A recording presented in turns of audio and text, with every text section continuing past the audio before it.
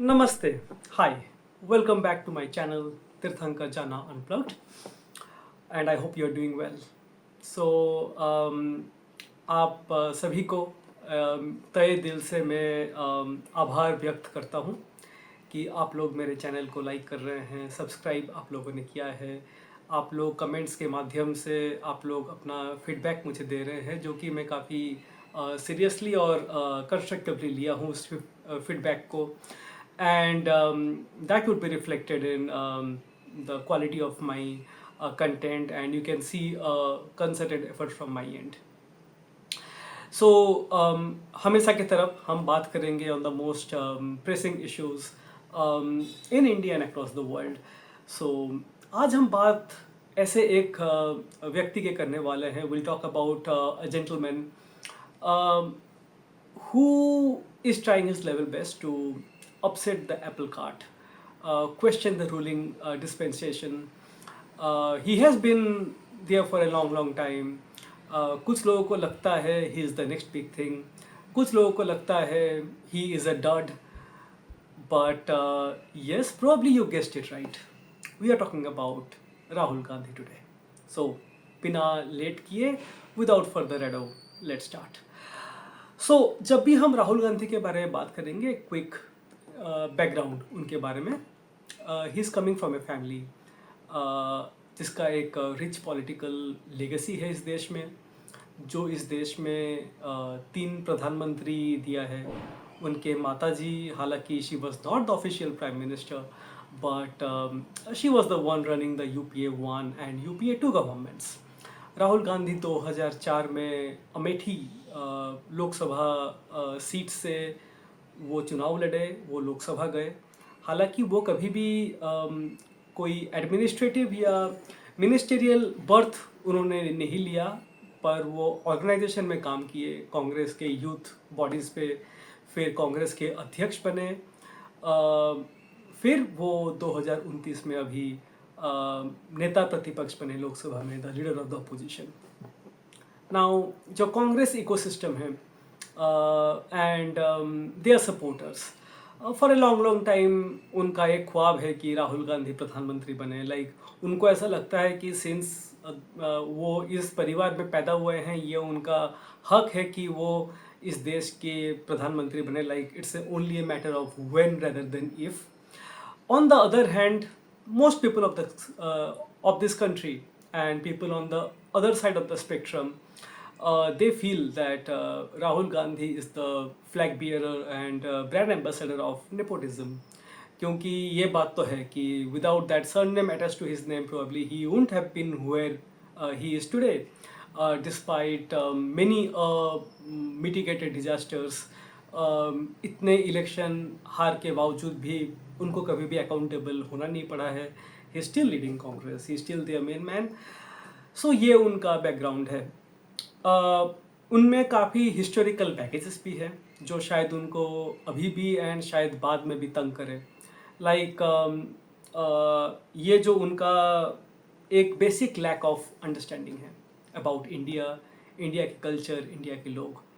Because whenever you see he is amongst the farmers, वो जब भी कोई गांव में कोई दलित परिवार के बीच में जाते हैं या कोई मंदिर जाते हैं, you could easily figure it out that that guy is a complete misfit. Like he is like a fish out of water. वो पूरा सजावटी और स्टेज्ड लगता है, that you can easily figure it out. आप कभी उनको नहीं देखोगे कि वो दिवाली में या दशहरा में कभी भी वो कोई दिया जला रहे हैं या पूजा अर्पण कर रहे हैं, ये आपको नहीं दिखेगा. So there is a certain lack of understanding India, और हमारा जो कल्चर है वो भारतीय सभ्यता और संस्कृति को ठीक से नहीं समझते हैं. काफ़ी अजीबोगरीब उन्होंने बयान भी दिए हैं. जैसे वो स्पीच में कभी उन्होंने कहा है कि सोने का आलू का फैक्ट्री. फिर उन्होंने दलितों का अपलिफ्टमेंट को कंपेयर किया जुपिटर की एस्केप वेलोसिटी के साथ. कभी वो बोलते हैं India is union of states. So उनका अंडरस्टैंडिंग पे ऑब्वियसली थोड़ा क्वेश्चन मार्क्स है. Having said that, and obviously belonging to an ideology and being affiliated to the ruling dispensation, मैं एक कमेंटेटर भी हूँ, मैं एक एनालिस्ट भी हूँ. And I be very honest, मुझे ऐसा लगता है राहुल गांधी 2024 चुनाव से पहले उनमें एक सर्टेन चेंज आया तो है. 2024 चुनाव से पहले वो भारत जोड़ो यात्रा, पद यात्रा उन्होंने शुरू किया. वो दक्षिण से लेके उत्तर तक, from the southern part of the country to the northern part and across the eastern belt to the western belt, उन्होंने पदयात्रा किया. He walked all the way and it is not easy. We have to give it to him. It requires lots of physical stamina and mental strength. उन्होंने दोनों को दर्शाया. He connected with the people and इसका नतीजा हमें देखने को मिला 2024 के चुनाव के नतीजों पे, जब कांग्रेस पार्टी को 99 seat milli, 99 seats milli.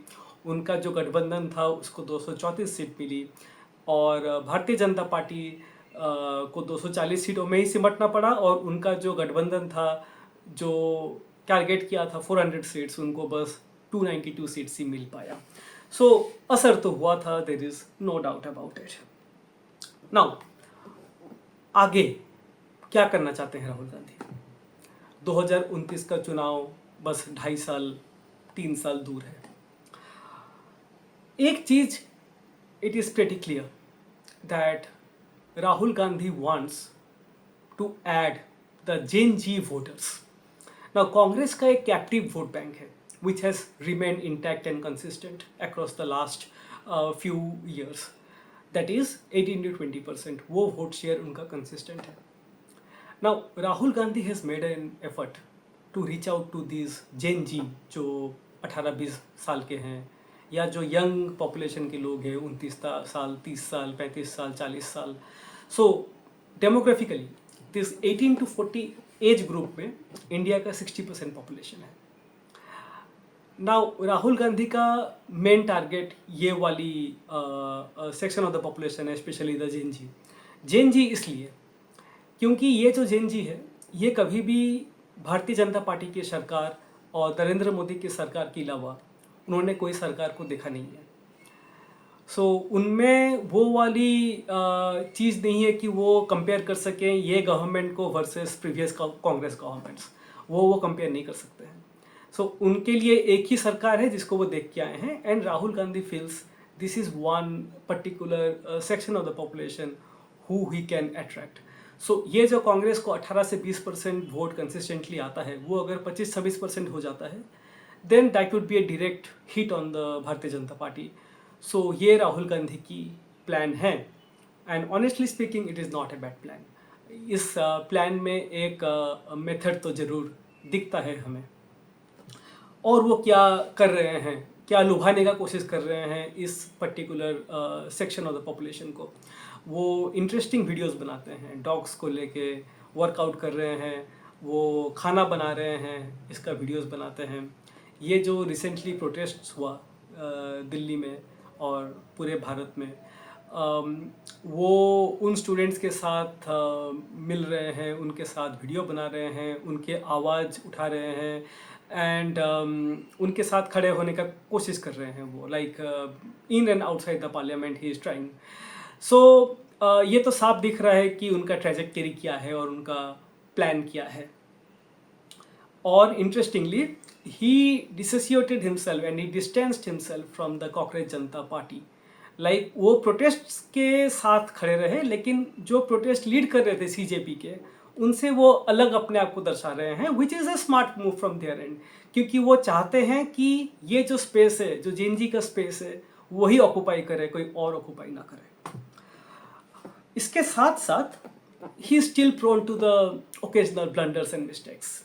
Like yesterday he made a video on E20 saying that E20 fuel is bad, and he made that video in front of a car. Now that car, in that video it was clearly seen that it is clearly mentioned that this car is E20 compliant.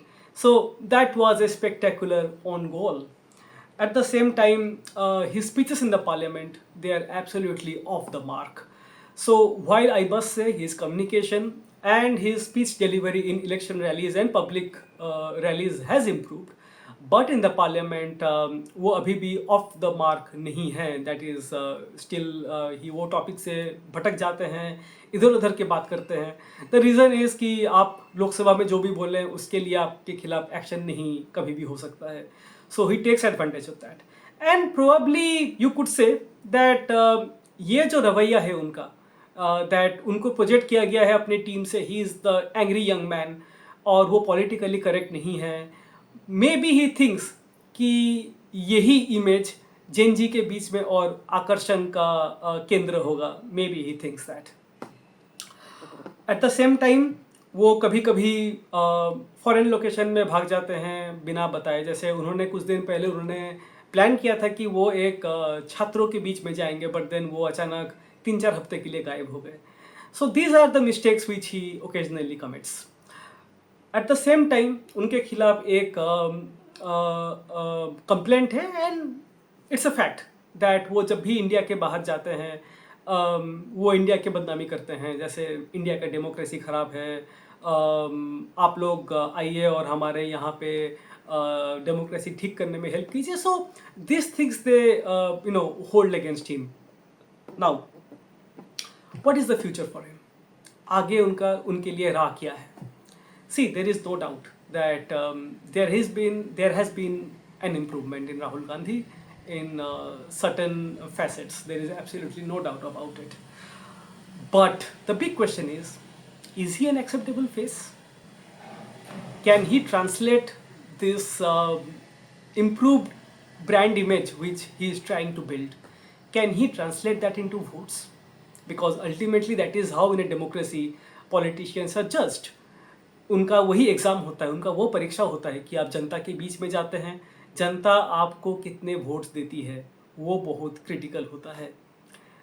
As thing stand इस चीज़ का हमारे पास कोई answer नहीं है, क्योंकि Rahul Gandhi has been a failure electorally, and I am sure his ardent supporters would also agree with me.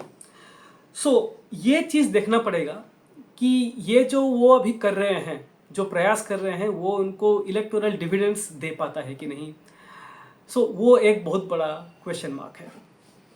Eight the same time कुछ दिन पहले मैं एक सी वोटर का सर्वे देख रहा था, like after the Delhi protests, कि जैन जी के बीच में सबसे पॉपुलर नेता कौन है. नरेंद्र मोदी अभी भी सबसे पॉपुलर नेता है, he is getting 40% of the votes. Rahul Gandhi को 28% वोट मिला है. So he's still a long way to go to bridge that gap, despite all the current crisis which the BJP is undergoing. At the same time, Rahul Gandhi का vision हमें देखना पड़ेगा. Like उनका vision क्या है इस देश के प्रति. उनका economic model has been an absolute shambles. अभी कांग्रेस के 3 मुख्यमंत्री हैं, 4 है, मैं केरला को काउंट नहीं कर रहा हूँ क्योंकि वहाँ पे जस्ट उनका सरकार बना है. हिमाचल प्रदेश, कर्नाटका और तेलंगाना, ये तीनों राज्यों में राहुल गांधी खटाखट का प्रॉमिस करके फ्रीबीज काफ़ी दे के वो सरकार में कांग्रेस को लाए. बट ये देखा गया है इन तीनों स्टेट्स में, इन स्टेट्स की जो फिजिकल कंडीशन है that is extremely bad after Congress government took over. वहाँ पे इतना कमिटेड एक्सपेंडिचर पे यूज़ किया गया है, लाइक सैलरीज हो गया, फ्रीबीज हो गया, कि कैपिटल एक्सपेंडिचर में हार्डली कुछ इन्वेस्टमेंट हुआ है. एंड इन स्टेट्स का जो डेथ टू जीडीपी रेशियो है वो भी काफ़ी बढ़ गया है. So this is a red flag, and ये सब चीज़ I mean the public would consider before thinking whether this guy is indeed an alternative और नॉट. क्योंकि उनका जो ये प्लैन्स था कि हमें रिजर्वेशन और बढ़ाना है, 80% रिजर्वेशन लेके जाना है, 70% रिजर्वेशन लेके जाना है, आजकल के जो यंगस्टर्स हैं, आजकल के जो लोग हैं, जो जेन जी है, वो काफ़ी एस्पिरेशनल है. आपको लगता है कि वो इन बातों में अट्रैक्टेड होंगे? I don't think so. So despite some improvements and some of the effort that is clearly been seen, I still think Rahul Gandhi as an electoral alternative, we are not in a position to accept that. Because एक तो वो Instagram में hero बनना, reels बना के Gen Z के बीच में थोड़ा पॉपुलर हो जाना, वो ब्रांड इमेज से आपको कितना वोट्स मिलेगा उस पर बहुत बड़ा क्वेश्चन मार्क है। और जैसे उनका जो पॉलिसीज़ हैं वो पॉलिसीज़ के ऊपर भी बहुत बड़ा क्वेश्चन मार्क्स है कि वेदर दैट इज़ सस्टेनेबल और नॉट। वो जो चाह रहे हैं करना, रिजर्वेशन बढ़ जाए, जितना आबादी उतना हक, संविधान खतरे में है, ये सब सस्टेनेबल पॉलिसीज़ नहीं है। आप इन प्लैंक्स पे आप रेगुलरली इलेक्शन नहीं जीत सकते हैं। And that was exposed. 2024 में उनको फ़ायदा मिला थोड़ा, लेकिन उसके बाद जितने भी विधानसभा चुनाव हुए उनको कहीं भी कोई सफलता नहीं मिली। So this is my take on Rahul Gandhi, that yes, there is some improvement. He is making a lot of effort, but I am not convinced that he could be the viable alternative. Do let me know what you make of this video. Please provide your comments. I'd like to know what you think of Rahul Gandhi. आपको क्या लगता है कि वो अगले prime minister बन सकते हैं क्या? उनको आगे क्या करना चाहिए? एंड आपको ये वीडियो अगर पसंद आए तो प्लीज़ लाइक कीजिए, अपना फीडबैक दीजिए। I will take that seriously. So I will meet you again. Thank you very much. जय हिंद, नमस्ते।